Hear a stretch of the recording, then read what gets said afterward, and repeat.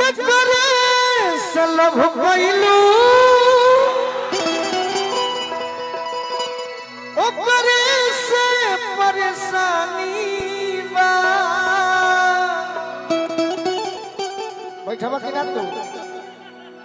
ए सनमी करम तारा लागे खानदानी बा शिल्पी तारा विश्वास बात के ना होई लेकिन हमारे खुद माता जी तार चाची एगो गीत के फैन है और गीत सुना दो अगर केहू हिल जाई का निष्ठा जी ठीक बनी नु तनी आई है अरे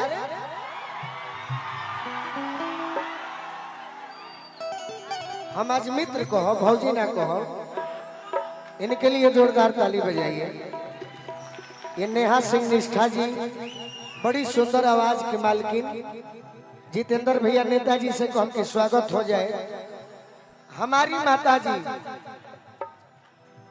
आपकी चाची चाहे माता जी मानी एक गीत की फैन है कि दिला वाले बैल राजा बोतल में भर के आप हटिए गुंडा जी मुस्कान कनी मार देता हूं चली बड़ा खुशी होला कि घर में चाची लोग माई लोग पसंद करेला सब है माई बहन आई सब लोग गाना सुन ले बना हां सब लोग हंसता और माता जी के प्रणाम बा रउआ कह दे हमारी तरफ से बाकी हम तरी ना मानब जो हमनी के ना हम घरे चलब ना घरे यहाँ हमार जहिया कुछ प्रोजन होई जहिया और शादी होई त एक मिनट बाबू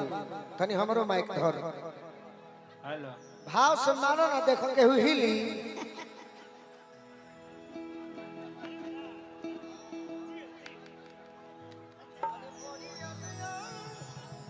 ताई सतनी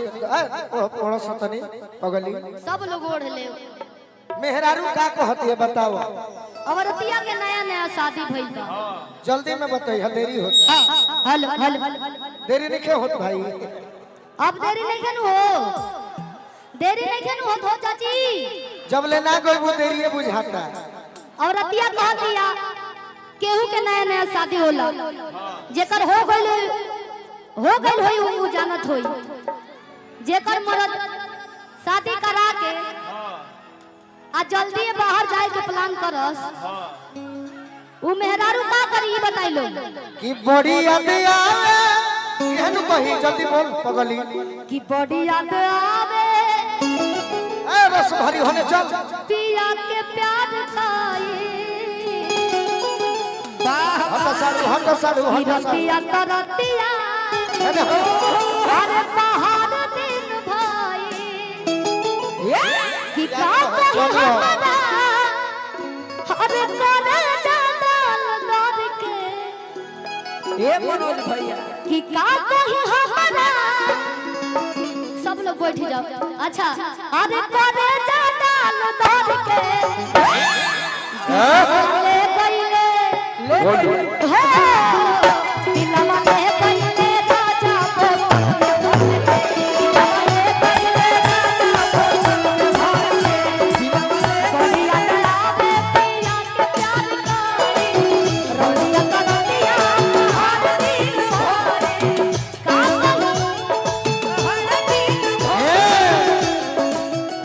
शिल्पी सखी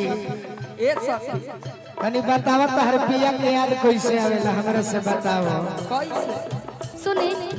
बड़ी याद आवे पिया के प्यार खाए रोड़िया तरतिया पहाड़ दिन भाई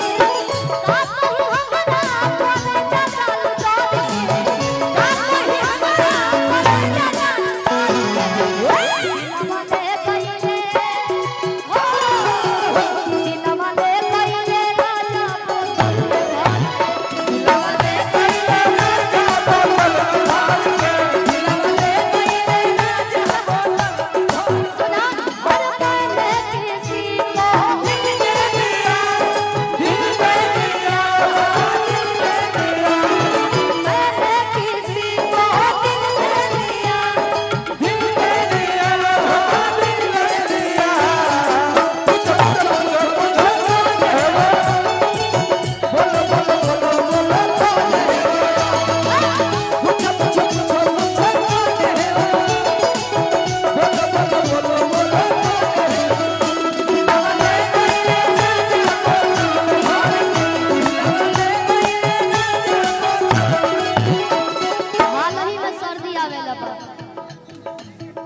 अच्छा पिंटू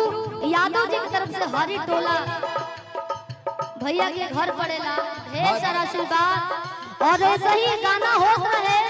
आई जब भाई बीच बीच में आशीर्वाद आला तो और चमक रहेला कहे का सरत में गवना बेदराती भैया आज छूटल ना रहे गावाला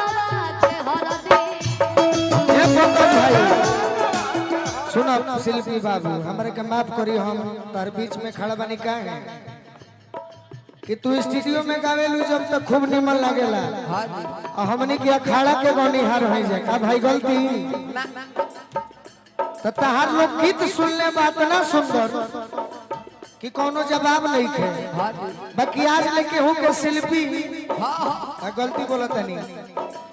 आज लेके हूँ शिल्पी के नाचत देखले बाकी ना हाथ उठा के बताओ केहू नहीं के देखले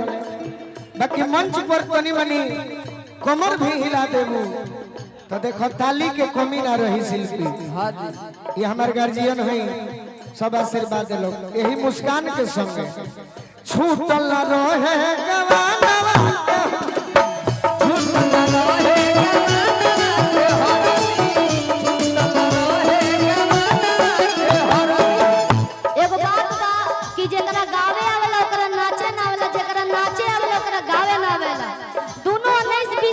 लेकिन हमरा तनी तनी आवेला हम वही में डांस करब सही सरत में गवना गावाला बेदराती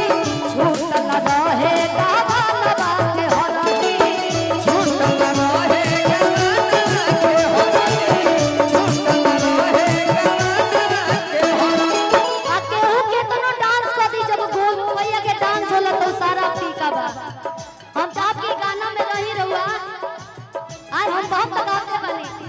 कि चारों दिन ना रहो जीवा आज रह गई ले जान के ले